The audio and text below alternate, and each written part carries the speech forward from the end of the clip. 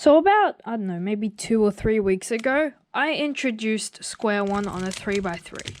Basically, I teach you how to solve a 3x3, basically using double moves apart from the U and D layers. Now what I'm going to be doing is, can you solve a 3x3 with just R, U, and F moves? So unlike last time where every layer was moving, this time only three layers are moving. Obviously the R, U, and F layers, or in my case you could think about it as the yellow, green, and orange layers. So essentially, this 2x2 block is always getting preserved. It's always going to be preserved. So you can also try to think it as just solving a 2x2 block and 2x2 block, and then try to solve the rest just turning these moves. So, in case you don't know how to make a 2x2 block, here I'll fully scramble the cube for you. It's actually pretty simple. So I'm gonna make my 2x2 block on the white, blue, and red side. You can do whatever, but basically you want to do is just pick one of the colors. I'll pick white and just do 2 cross pieces, and then solve this F12 pair. And there you go, we're done. So that's how you make a 2x2 block. Now what we're going to do is we're going to face, so we have one face here, here, and here, and now we can start solving. Alright, so now what we want to do is we just want to solve the cross. So we just kind of go like this, and if it's like this, you don't want to do this, because that's obviously turning the D layer, and we don't want to do that.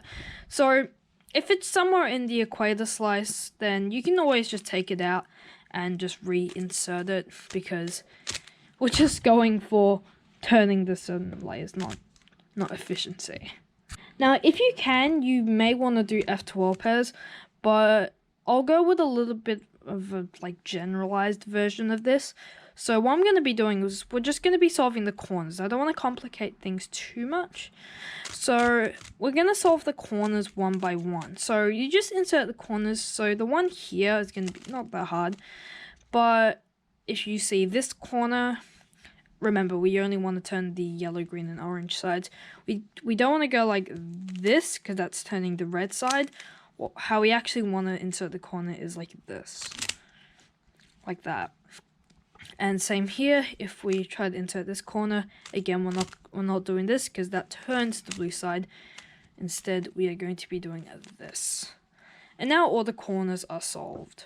Now to solve the middle edges, we're going to be using the beginner's method algorithm, and we're actually going to be doing this a little bit differently. So you might think, okay, so if we try to solve, say, this green-red one, if we try to do this, it turns the red side. So how does that work? What we actually want to do is we actually want to insert it here.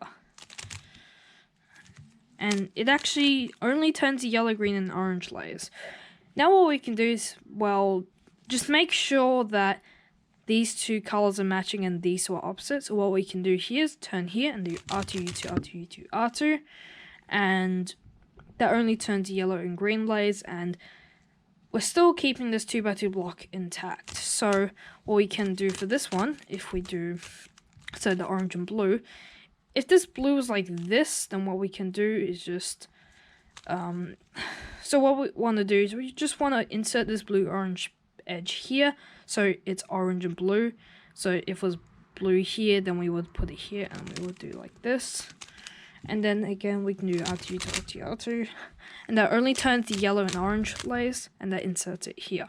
And then we can just put this here. So essentially what you want to be doing is just inserting the edges to here, and then doing R2, U2, R2, U2, R2 to just move them to here or here, because yeah, obviously you can do F12 pairs if you want, but just make sure, I'm just kind of teaching in a more generalized version. You can optimize this if you want. So now now we go on to last layer. If your algorithms, if you know they only have RU and F moves, or just some at least, then you can do them. But I'll just, again, I'm teaching in a more, I guess, generalized. So, okay, so let's just start with EO. All the EO algorithms they're already RUNF moves anyway, so we just do this. And now we have OLO. So, okay, so this OLO has wide moves, and this wider is equivalent to L. So we don't want to be doing that. What we want to do is we just want to do soon, and then we can just do anti-soon. So essentially, if you don't know what to do, so if it's like this, then this OLO requires D moves. So if you don't know what to do, just do a soon, like anywhere, and that will immediately make it a case with R and U moves, or RU and F, whatever. So again, if you had a case like this, you can just do a soon, and then, well, that time it didn't work, but you can just do soon again. And then you can just do whatever. So now we move on to PLO. So if you have an algorithm that doesn't have a rotation in it that is already RUF, then you could just use that. So for example, this GPerm, well, the way I do it usually has RUD moves, but there's a way you can do it with RUF moves, and you can solve it like that. So generally, if you have an algorithm that does only RU and F moves already, then you can do it. But if you don't, like, I know some of them, like the RUD, like the APerm, EPerm, VPerm. I think there's also, I don't know, a few others. So here's a GPerm, which usually I'd solve using RUD. And what you can do is you can just do a JPerm to get CP done, and I'll talk about EP later. So basically, you just want to do CP first. So if you had like a VPerm first, which there's like 3 ways of doing it. 2 of them use RUD, 1 of them uses a rotation. And if you do rotation and then do more RUF moves, technically you'll be turning this layer, which you don't want. So if you have this, if you have like a diag swap, you can just do a JPerm, or actually, if you have a diag swap, you can just do YPerm that already has RUF moves anyway. So now for EP, this step is actually really simple in concept. So essentially what you want to do is kind of the same thing as before. So for UPerms, there's 2 UPerms. The clockwise UPerm, you can do this algorithm that has RU moves, and then you can just AUF. And for the other UPerm, which is anti-clockwise, you can do this. So there you go. For HPerm, you can do this algorithm.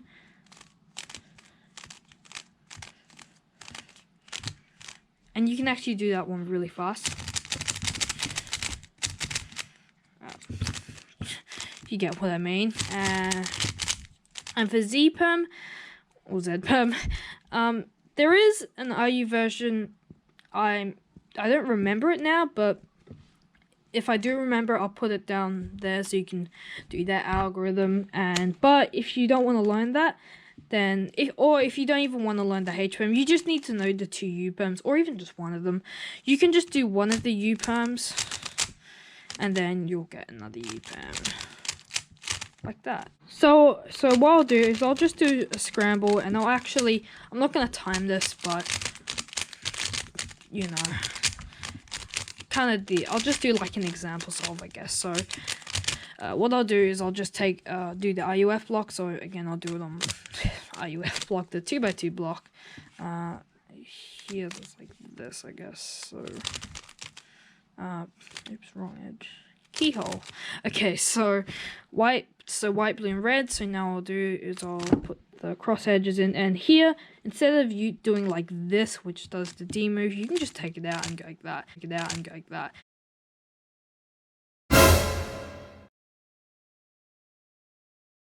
Again, if you want to optimize this, then do it.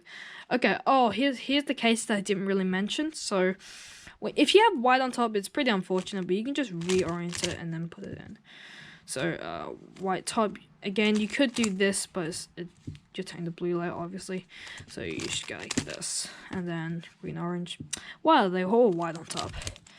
Okay, so now what we do is we put in these edges. So I want to put in, say, this one first, blue, orange. So I entered it so it's blue, orange. That way I can I can like RTU to it, and that edge happened to be solved, but for the purposes of this, we're just going to unsolve it, and then RTU, and then insert this. This one uses RUF moves anyway, so now we just face this, and I do EO, and here's the overload that requires D moves. I would have gotten the PL skip. I just do soon here, and I get another soon back soon. I don't know. And this is a T-perm, so I guess I'll just do a T-perm.